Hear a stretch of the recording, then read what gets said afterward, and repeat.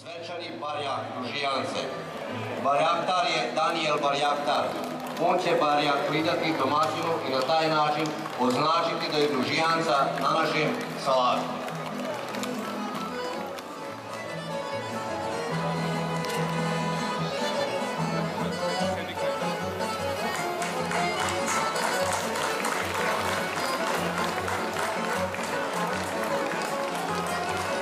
Pozdravimo i konjanike koji su ispratili barjak Dužijance koji je upravo stigao na naš salaš. Vihovna zahvala Bogu ima i nekoliko prepoznatljivih simbola. Jedan od tih simbola je velika kruna na karucama. Da je naš svit Katkod imao više dice i da su nam obitelji bile puno brojnije nego danas. No, dica su uvijek bila naš ponos i dika. Na Dužijancu i mogu reći slobodno da su najmlađi sudionici. Ujedno su svakako naša budućnost. S njima u povorci su i njeve odgojiteljice kao i roditelji koji svojim primorom uče dicu tradiciji.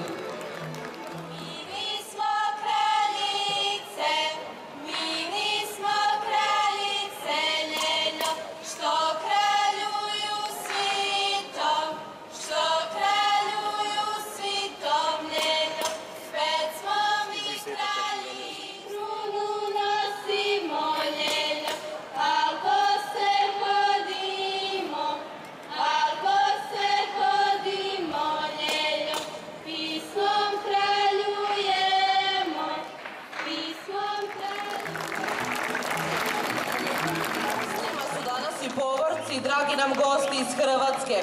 Oni su također upućeni u rad na ruba, a dolaze iz skupine Žetva, iz Štitara, Županje i Gradiša. Dobro nam došli!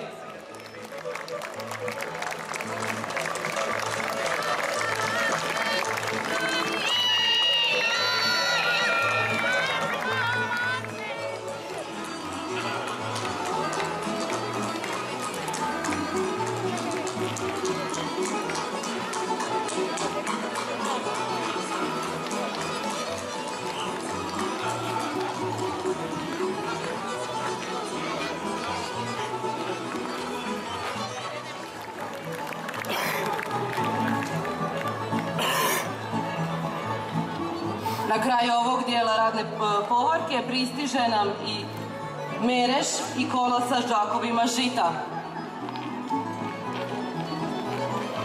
Kočijaš je Lacika Kovač. Dakle, mereš i kola s žakovima žita.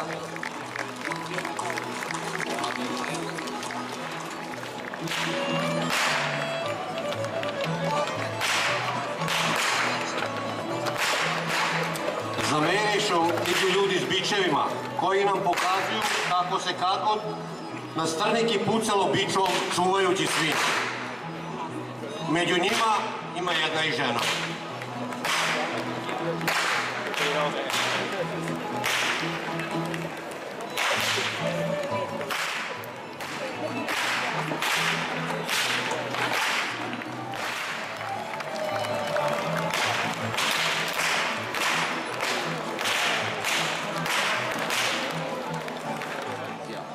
Današnje društvo broji oko 150 članova koji su aktivni u brojnim sekcijama. Pozdravimo Tavankućane!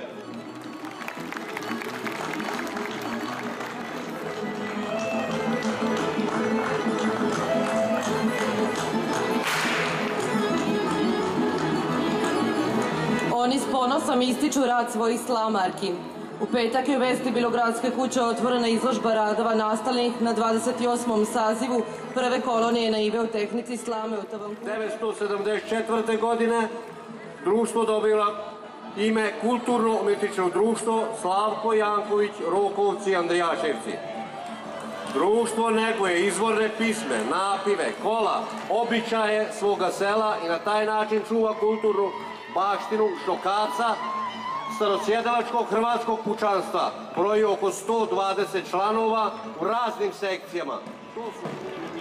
Za njim pristiže kulturna udruga Asvestohori de Tesaloniki iz Grčke.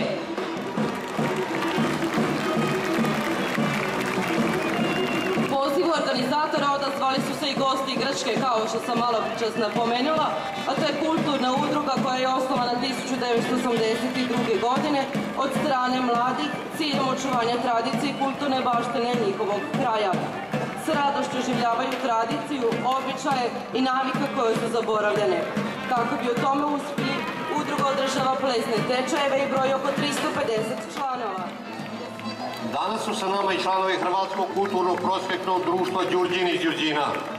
Društvo je osnovano 2002. godine i broji oko 100 članova koji su raspoređeni u folklornoj, slamarskoj, dramskoj, tamburaškoj sekciji. Iz ovog društva ponikao je i ženski tamburački sastav Đurđinske cure, koje ste imali priliku u petak čuti na tamburačkoj večeri. Društvo je aktivno u raznim kulturnim događajima Đurđina, kao što... grupa. Danas ansambl broji 8 skupina različitog uzrasta, te ujedno ima i oko 170 članova. Folklornu sekciju Moroš uglavnom čine mladi studenti, folklorci srednje škole te mladi radnici. Nastupaju po cijeloj Evropi, a danas su svojim prisustvom uzveličali našu Dužijancu. Društvo je okupljeno dicu, omladinu, željnu da nauče pivati, igrati, svirati, glumiti, družiti se i stvarati neraskidiva prijateljstva. Povijest mladosti ispisali su oni kroz više od 20 različitih oblika stvaralaštva koji su nicali u zavisnosti od izražene volje i sklonosti. Mladost je uvijek pazila da njena vrata budu širom otvorena za mlade, željne da svoja znanja usavršavaju i prinose na nove generacije.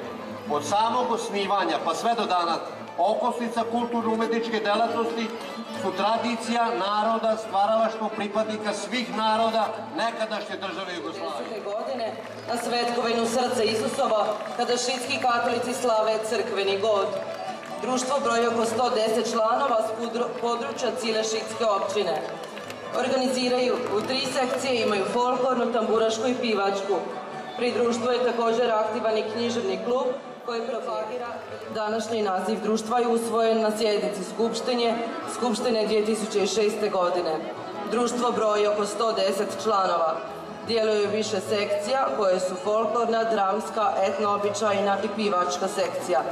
Čuvaju tradiciju i kulturu bunjevačkih Hrvata i drugih hrvatskih etničkih grupa koje žive u Vojvodini, kao i Hrvata u matičnoj domovini. Kulturno-umetničko društvo da bi 1972. godine zbog kompleksne političke situacije ukinulo pridjev Hrvatsko i do tada ostaje naziv Kulturno-umetničko društvo. Od 1995. godine društvo je preraslo u Hrvatski kulturni centar Bunjevačko kolo. Centar je protekle 2 godine prolazio kroz teške nevolje, ali i u tom teškom vremenu imao dobre folklorce i likovni odjel koji su radili bez prestanka. Zahvaljujući nekolicini vridnih i upornih ljudi, Hrvatski kulturni centar Bunjevačko kolo ponovno je stao na svoje noge i nastavlja raditi velikim srcem i punim plućima.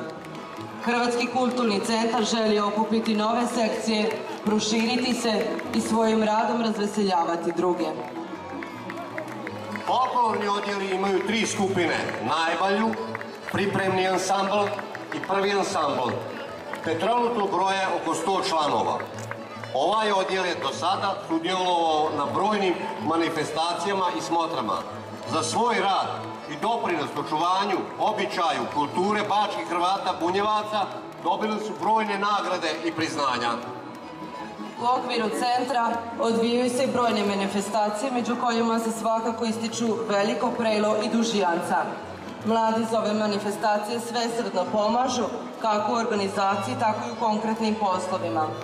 Svima nam je dobro poznata i Međunarodna likovna kolonija Bunarić, koja ova godine započinje svojim radom 15. kolovoza i traje 3 dana.